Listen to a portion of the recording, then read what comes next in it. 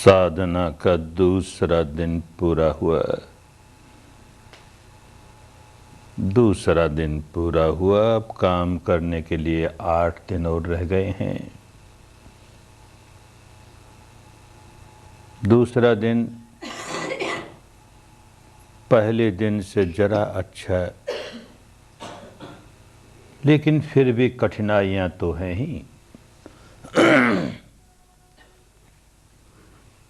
आखिर मन को वश में करना है ना, बहुत आसान नहीं है। ये बंदर जैसा मन, ये मरकट मन कितना चंचल, कितना चपल। एक शाखा को छोड़ता है दूसरी पकड़ता है, एक छोड़ता है दूसरी पकड़ता है, एक विचार छोड़ता है दूसरा आरंभ कर देता है, वो छोड़ता है तीसरा आरंभ कर देता है। कितना अशांत है, कितना बेचैन है।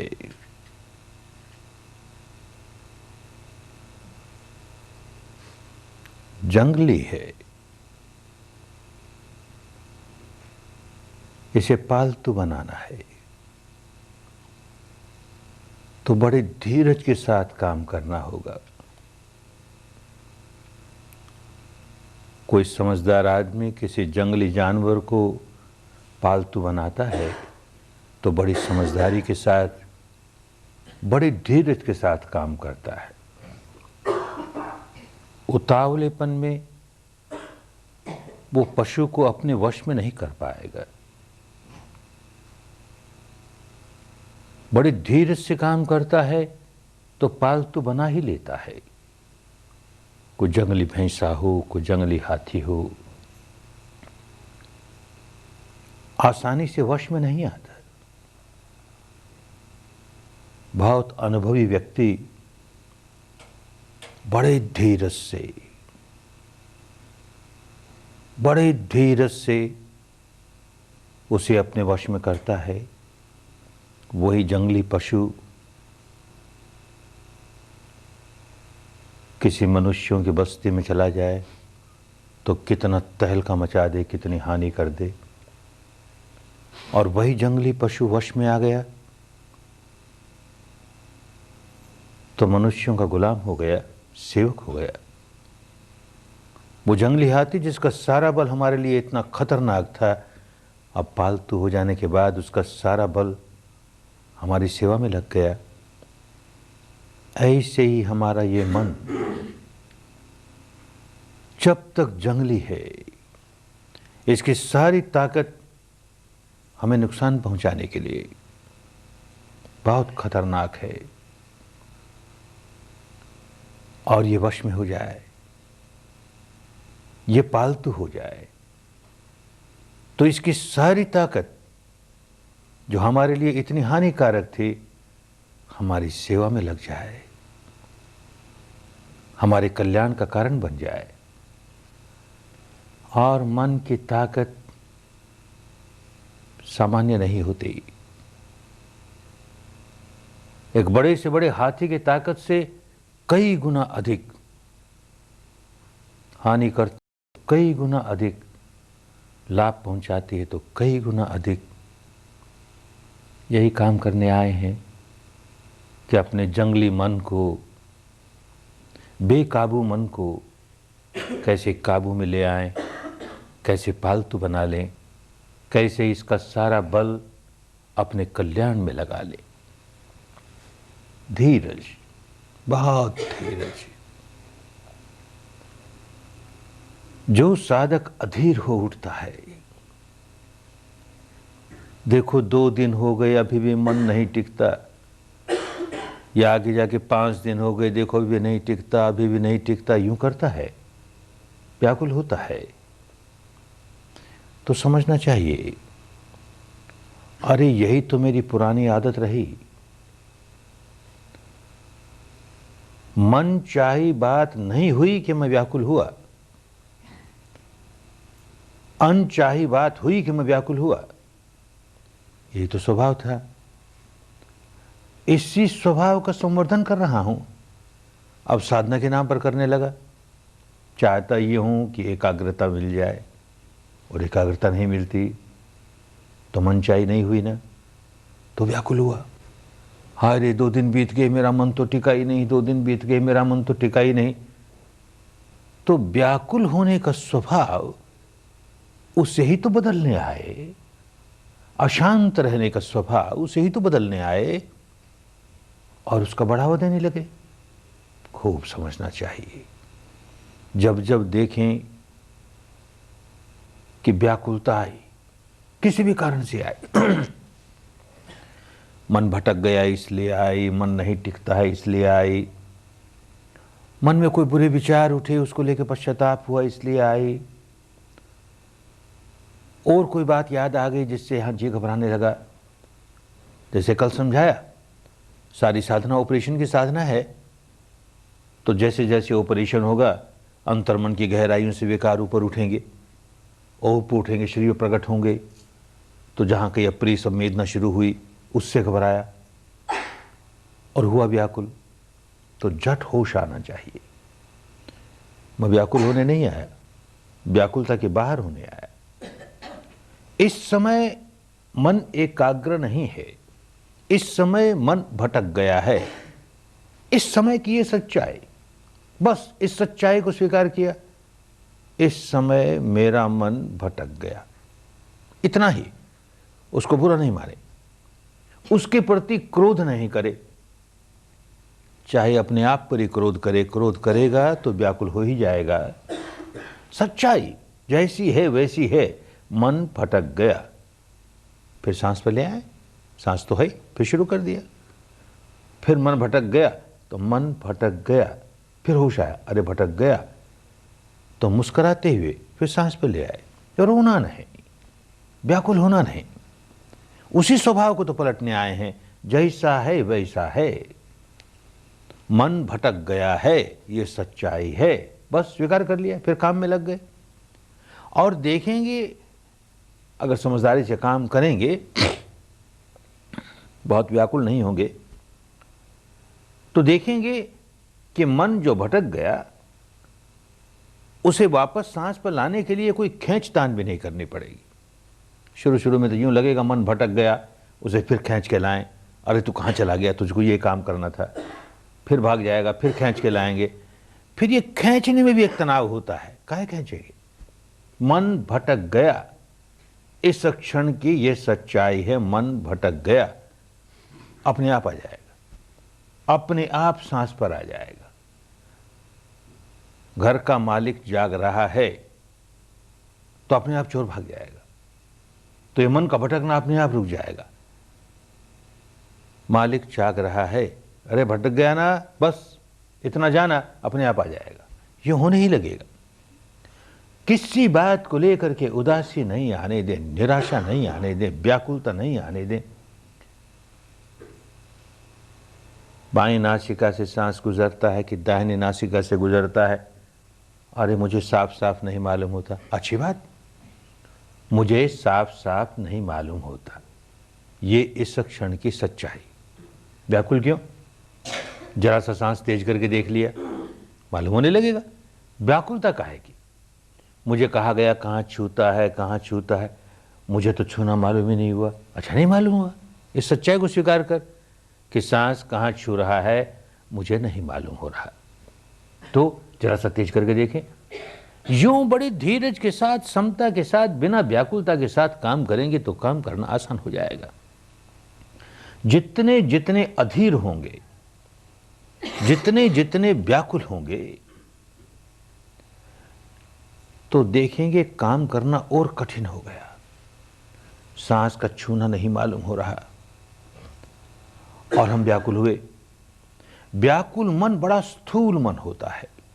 व्याकुल तो दूर हो जाए, निराकुल मन, शांत मन अपने आप सूक्ष्म बन जाता है।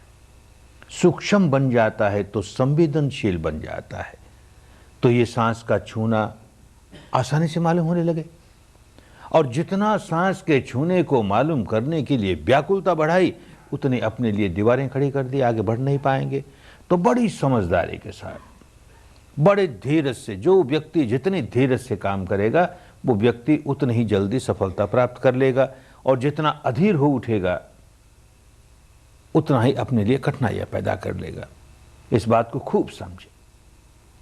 जो जो अनचाही बातें हुए जा रही हैं, साधना करने बैठे हैं, अनचाही बातें होती हैं, उनको यथाभूत स्वीकार करते रहो। अब तक तो जो कुछ अप्रिय होता था उसका भोग भोगते थे, भोगता भाव से। ये पीड़ा आई, वो पीड़ा आई, हाय रे मरा रे, ये कठिनाई हो गई रे, ये कैसी साधना है रे, रोना ही रोना। अब वो भोगता भाव से बाहर निकल करके दृष्टा भाव, साक्षी भाव, ऐसा हो रहा है, हम उससे प्रभावित नहीं होते, ऐसा हो रहा है, हम उसे जान रहे हैं। भोगता भाव शनय शनय धीरे धीरे भोगता भाव समाप्त होता चला जाए। दृष्टा भाव, साक्षी भाव, तटस्थ भाव, धीरे धीरे आगे बढ़ेंगे तो कर्ता भाव भी समाप्त होते चले जाएगा। हम कुछ नहीं कर रहे, अपने आप हो रहा है, हम क्या कर रहे हैं? अपने आप घटना घट रही है। और आगे बढ़ेंगे, एक अवस्था आएगी दृष्टा भाव भी समाप्त हो जाएगा, केवल दर्शन है। मैं देख रहा हूं, घटना घट रही है, मैं देख रहा हूं, मैं जान रहा हूं। अभी लंबी बात है वो, लेकिन आगे जाकर ऐसा हो जाएगा, देखा जा रहा है, घटना घट रही है, जाना जा रहा है, मैं भी समाप्त हो जाएगा। वो आगे की अवस्थाएं हैं, लेकिन ये काम अच्छी तरह समझ जाओगे तो ही वैसी अवस्थाएं आएंगी। पहले भोगता भाव के बाहर निकलो, धीरे धीरे कर्ता भाव के भी बाहर निकलो। घटना घट रही है, उसे जान रहा हूं, चलो फिलहाल इतना ही, उसे जान रहा हूं, साक्षी भाव से, तटस्थ भाव से, इतना ही शुरू करें तो देखेंगे प्रगति आसान हो गई। एक बात बड़ी अच्छी तरह समझ लेनी पड़ेगी, जिस व्यक्ति को शुद्ध धर्म के रास्ते चलना है, शुद्ध धर्म वो कि जो सार्वजनीन होता है, कुदरत का वो कानून, विश्व का वो विधान, निसर्ग के वो नियम जो सब पर एक जैसे लागू होते हैं। भारत की पुरानी भाषा में उसे धर्म नियामता कहते थे, उसे धर्म कहते थे। वो हिंदुओं का अलग नहीं होता, जैनियों का अलग नहीं होता, बौद्धों का अलग नहीं होता, ईसाइयों का अलग नहीं होता, भारतीयों का अलग नहीं होता, अमेरिकनों का अलग नहीं होता, सब पर, जिसकी हुकूमत सब पर चलती है, सजीव निर्जीव अणु अणु पर जिसकी हुकूमत चलती है, अणु अणु जिस कानून को धारण करता है, और जो अणु अणु को धारण करता है, विश्व का वो विधान जो अणु अणु को धारण करता है, सब पर जिसकी हुकूमत चलती है, उसे ही भारत की भाषा में धर्म कहते थे। सबके लिए एक जैसा है। तो ऐसे सार्वजनीन धर्म के रास्ते चलने वाले व्यक्ति को एक बात बड़ी अच्छी तरह समझ लेनी चाहिए कि भाई ये जिस रास्ते पर चलना है वो मुझे चलना पड़ेगा, इस पर चलने का सारा श्रम मुझे करना पड़ेगा।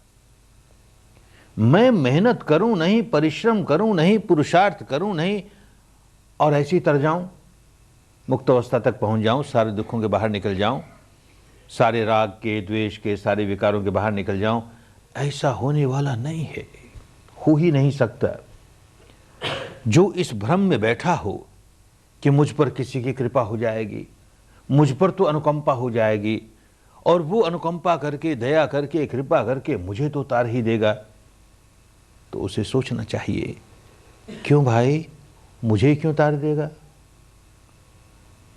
मेरे में क्या विशेषता है? ज्यादा झूठ बोल के खुशामद करता हूं उसकी, इसीलिए मुझे तार देगा? अरे सबको क्यों नहीं तार देगा? सारे तो दुखियारे हैं, नहीं तरते ना। इसका मतलब यही है कि हर आदमी को स्वयं अपनी मेहनत करनी पड़ती है। कोई ज्यादा से ज्यादा ये करेगा, बड़ी कृपा होगी, बड़ी करुणा होगी, तो रास्ता बता देगा, ये रास्ता है भाई, क्योंकि मैं चला हूं इस रास्ते पर। जो चला है वो बता देगा, मैं इस रास्ते पर चला हूं, तू भी चल, तू भी चल, कदम कदम चल। बहुत होगा थोड़े से कदम अंगुली पकड़ के जैसे साथ चलता हो, बस। कोई हमें अपने कंधे पर उठा करके मुक्त अवस्था तक पहुंचा दे, ये होने वाली बात नहीं। इस भ्रम से, इस भ्रांति से जो व्यक्ति जितनी जल्दी बाहर आ गया, उसके लिए मंगल का रास्ता उतनी जल्दी खुल गया, मुक्ति का रास्ता उतनी जल्दी खुल गया। ये सच है, ये भी एक कुदरत का कानून है, धर्म नियामता है, प्रकृति का नियम है कि हम जैसे ही धर्म के रास्ते चलने लगेंगे, कोई भी व्यक्ति धर्म के रास्ते चलने लगेगा, वैसे ही धर्म की सारी शक्तियां उसकी मदद करने लगेगी, उसकी सहायता करने लगेगी। सारी दृश्य अदृश्य शक्तियां उसकी खूब मदद करेगी। फिर भी चलना स्वयं पड़ेगा, एक एक कदम, एक एक कदम, एक एक कदम, स्वयं चलते चलते अंतिम अवस्था तक पहुंचेगा। इसी के लिए कहा गया, तुम में ही के चंगया तपं अखातारो तथागत, अखातारो तथागत। कोई व्यक्ति तथागत हो गया, बुद्ध हो गया, शुद्ध हो गया, जीवन मुक्त हो गया। क्या तथागत होता है?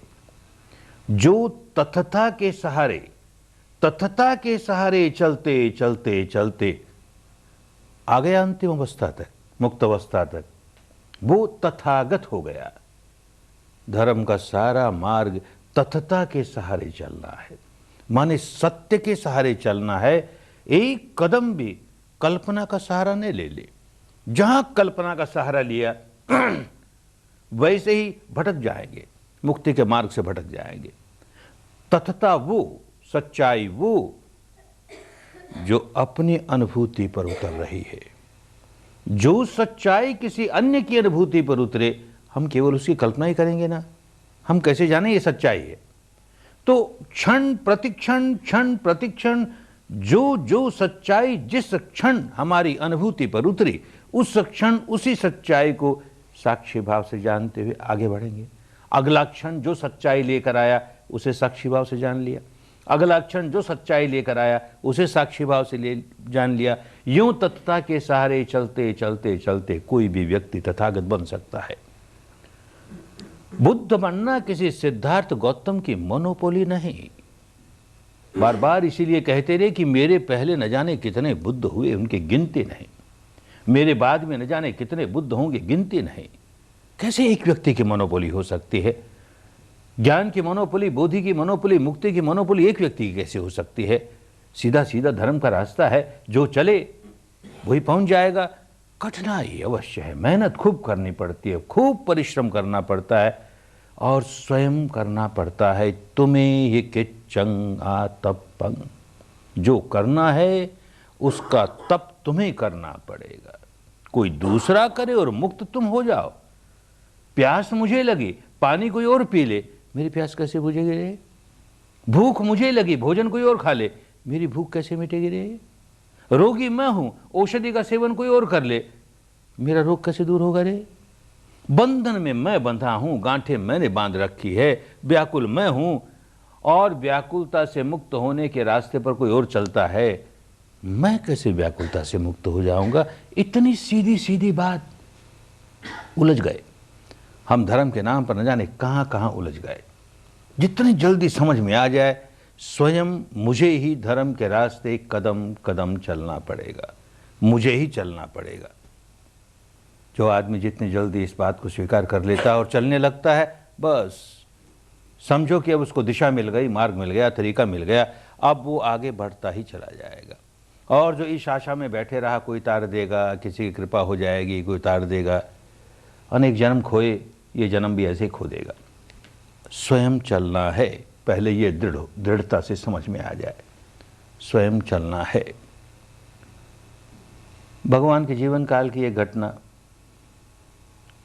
उस समय भगवान श्रावस्ती में एक बहुत बड़ा ध्यान केंद्र था,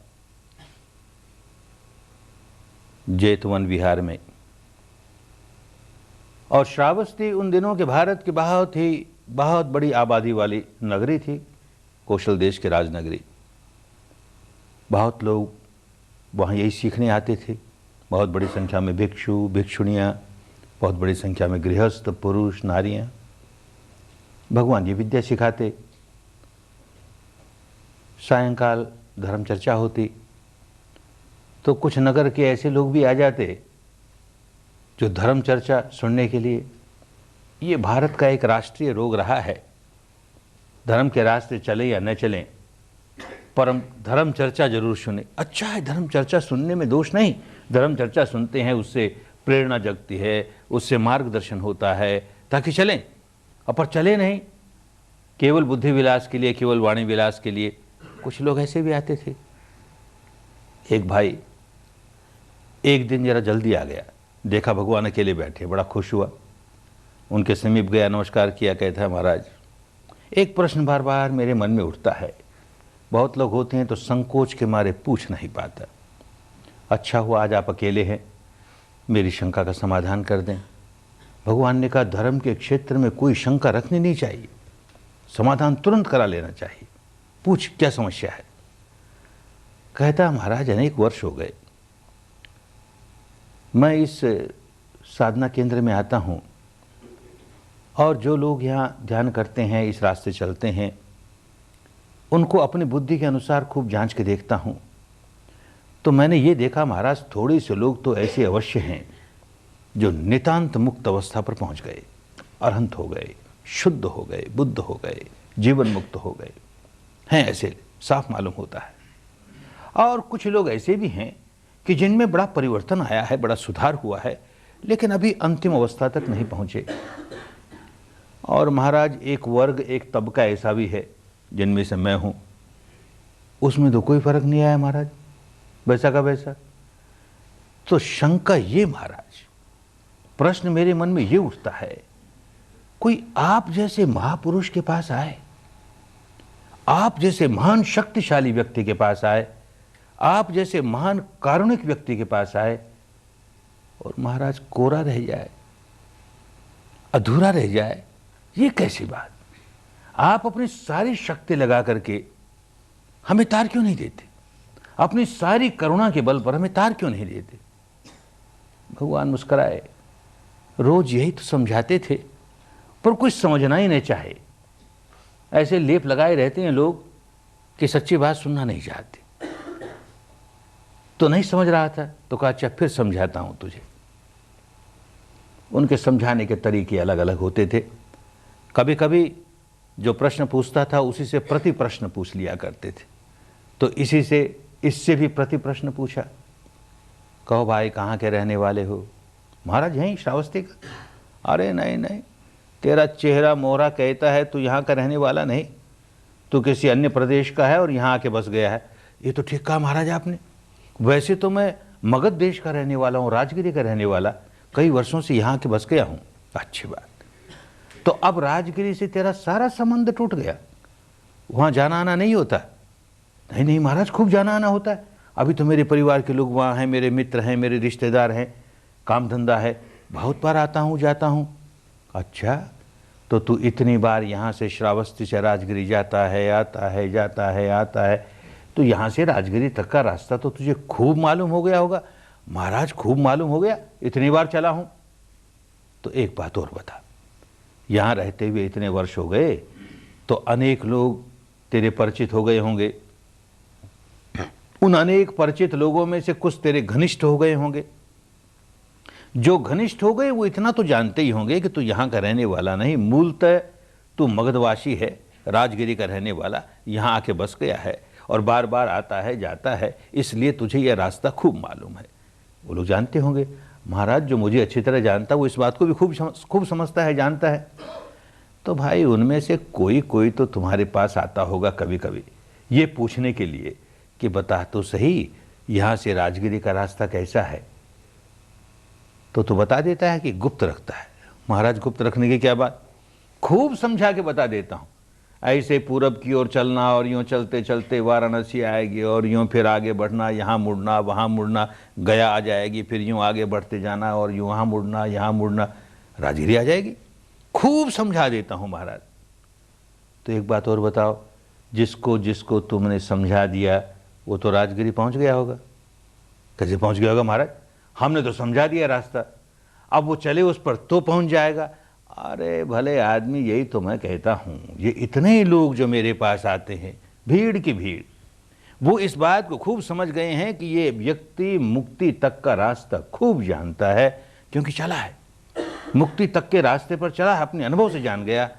तो पूछते हैं बेचारे, मैं क्या छिपाऊं, बड़े प्यार से उनको बताता हूं, ऐसा रास्ता है, कदम कदम चलते हुए ये स्टेशन आएगी, वो स्टेशन आएगी, ऐसा अनुभव होगा, वैसा होगा, ये कठिनाइयाँ आएगी, ये सारी बातें समझा देता हूँ।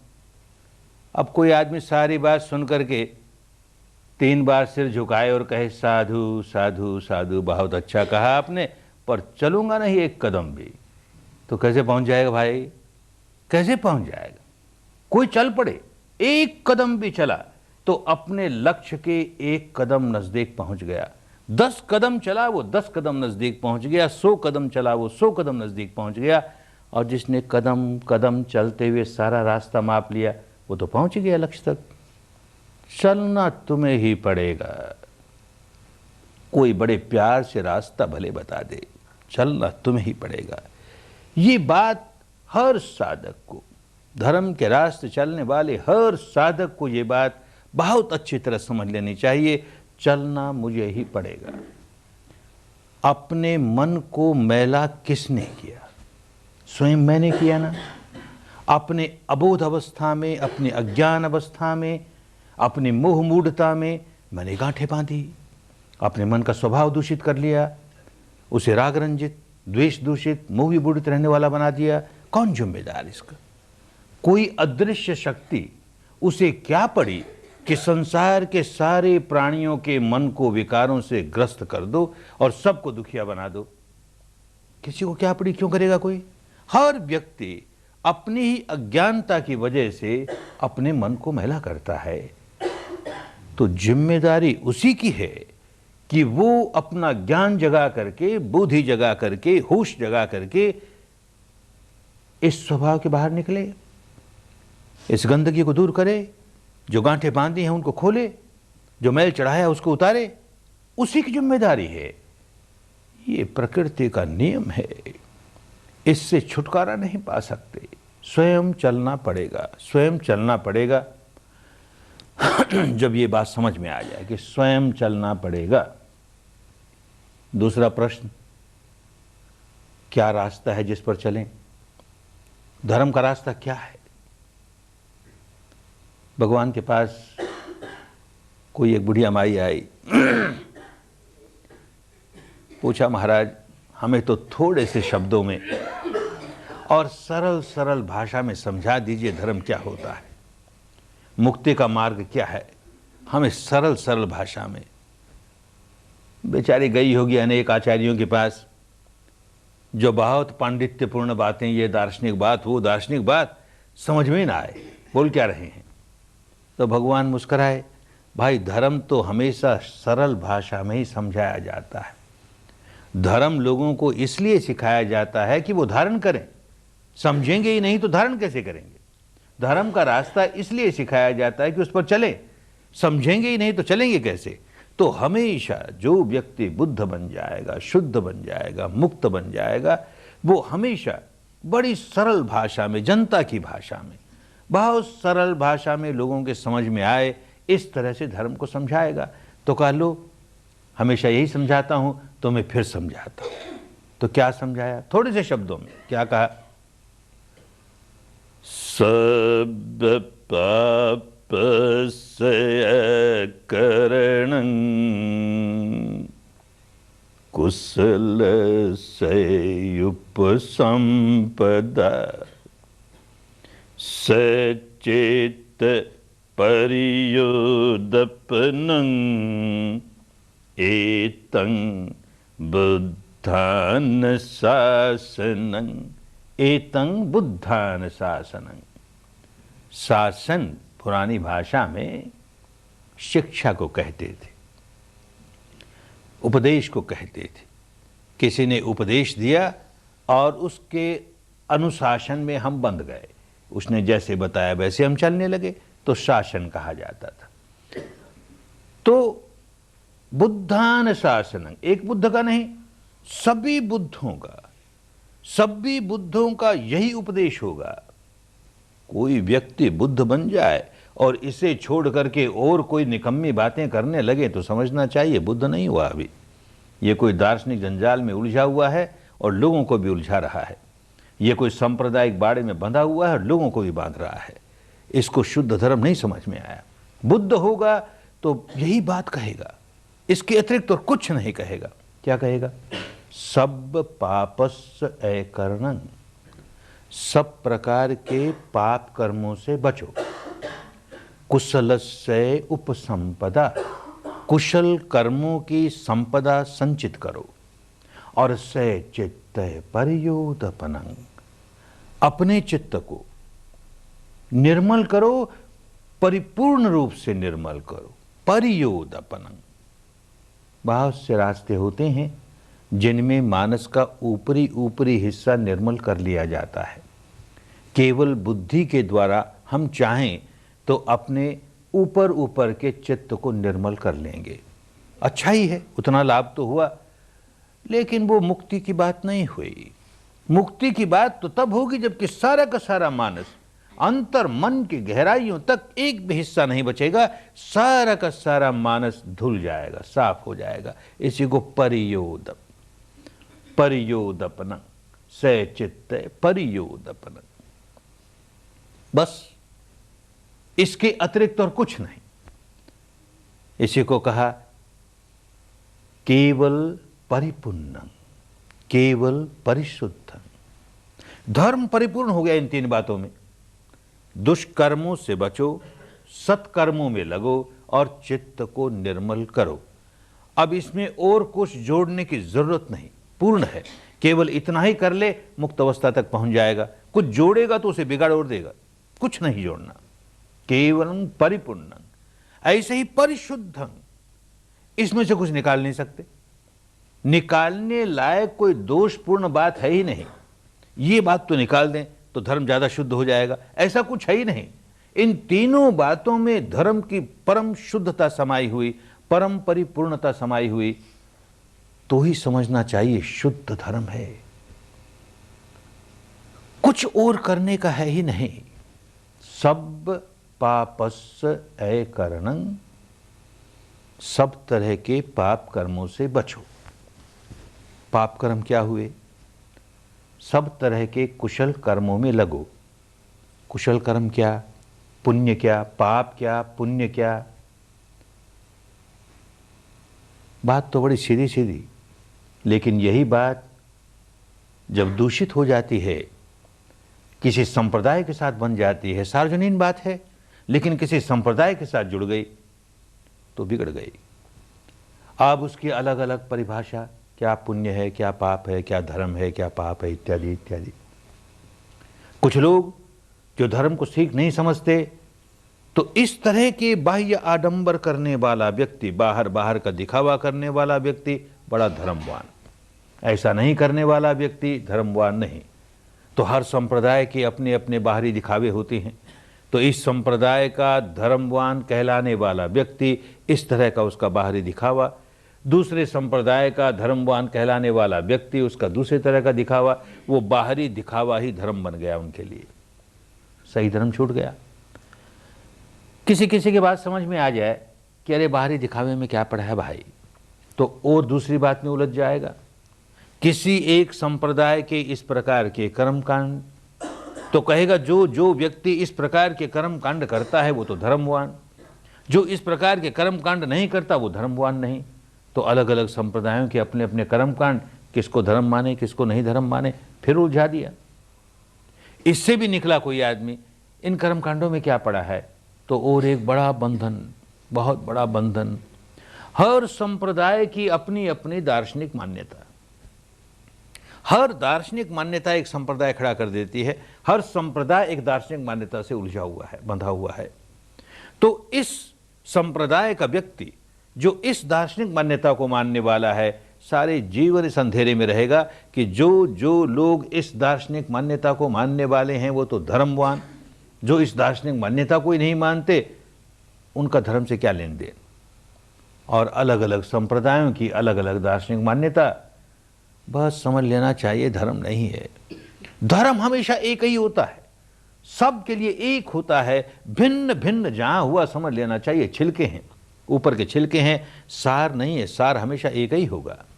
तो क्या पाप है और क्या पुण्य है, क्या कुशल कर्म है, क्या पाप है?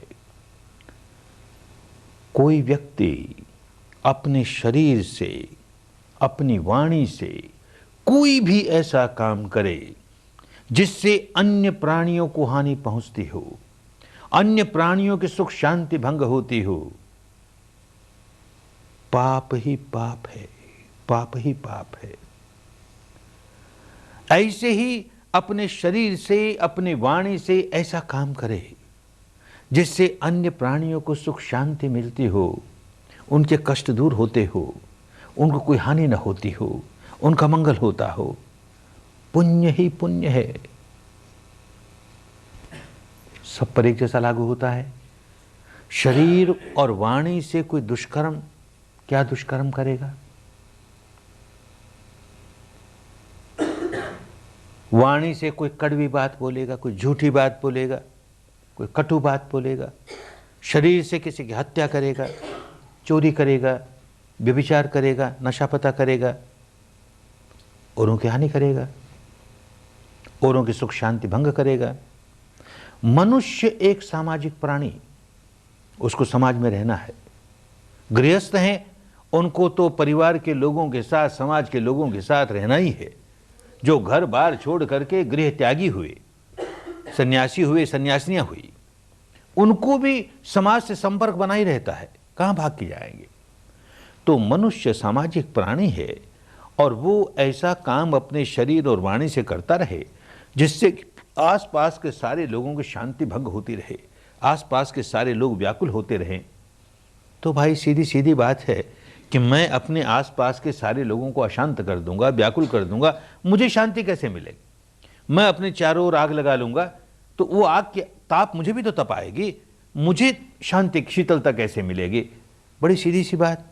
समाज में रहना है तो समाज के वो नियम जिनसे कि समाज की व्यवस्था शांति कायम हो, हमको वो नियम पालन करने हैं।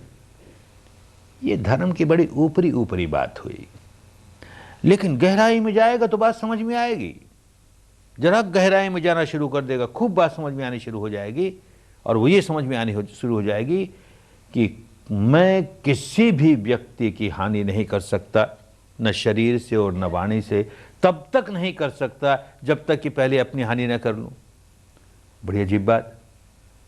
ऐसा ही है, कुदरत का नियम ऐसा ही है। हत्या कोई तब तक नहीं कर सकेगा जब तक कि अपने भीतर क्रोध न जगा ले, द्वेष न जगा ले, दुर्भावना न जगा ले, और वो भी इतनी गहरी, तब जाके किसी की हत्या करेगा। चोरी तब तक नहीं कर सकेगा जब तक लोभ न जगा ले, व्यभिचार तब तक नहीं कर सकेगा तब तक वासना न जगा ले। सारे के सारे शरीर और चित्त के दुष्कर्म करने के पहले मन में कोई न कोई विकार जगाना होता है। और जैसे ही विकार जगाया कि कुदरत ने दंड देना शुरू किया, प्रकृति ने दंड देना शुरू किया, धर्म नियामता ने दंड देना शुरू किया। बंधे बंधाए नियम है, कोई करके देख ले। हत्या करता है और अंदर क्रोध ही नहीं आता, द्वेष ही नहीं आता, हंसते हंसते कौन किसी की हत्या करेगा? चोरी करता है, लोभ ही नहीं जागता, व्यभिचार करता है, वासना, कैसे होगा? विकार जागेगा ही। और करके देखे, विकार जागता है तो व्याकुल होता हूं कि नहीं? विकार जागता है भीतर और भीतर देखना आया नहीं। बाहर का जो आलंबन है वही प्रमुख हो गया, तो भीतर अपने देखा ही नहीं कि मेरी कितनी हानि हो रही है। अपनी हानि हो रही है, ये बात धर्म के रास्ते चलते चलते खूब समझ में आने लगेगी। तो मैं शरीर और वाणी से कोई ऐसा काम नहीं करूं जो पाप का काम हो, माने जो अन्य लोगों की सुख शांति भंग करने वाला हो, अन्य लोगों को पीड़ा पहुंचाने वाला हो। ऐसा कोई काम नहीं करूं तो मैं किसी पर एहसान नहीं कर रहा, मैं अपने आप पर एहसान कर रहा हूं। मैं नहीं कर रहा तो अपने आप को दुखी नहीं बनाता, क्योंकि मैं पहले अपने को दुखी बनाऊं तब दूसरे को दुखी बनाऊंगा। ये बात खूब समझ में आने लगेगी, खूब समझ में आने लगेगी। तो धर्म की शुद्धता समझ में आने लगेगी कि भाई जो जो व्यक्ति अपने मन में विकार जगा करके कोई भी दुष्कर्म करता है, पाप का कर्म करता है, वो अपने को हिंदू कहता फिरे कि बौद्ध कहता फिरे कि जैन कहता फिरे कि ईसाई कहता फिरे कि सिख कहता फिरे कि पारसी कहता फिरे कि ब्राह्मण की, क्षत्रिय की, शूद्र की, बनिया, कुछ फर्क नहीं पड़ेगा। कि भारतीय, कि बर्मी, कि अमेरिकन, की रूसी, कुछ फर्क नहीं पड़ेगा। जो जो व्यक्ति मन को मैला करके शरीर और वाणी से दुष्कर्म करता है, कुदरत उसको तत्काल दंड देती है। बंधे बनाए नियम प्रकृति के, बस यही शुद्ध धर्म है।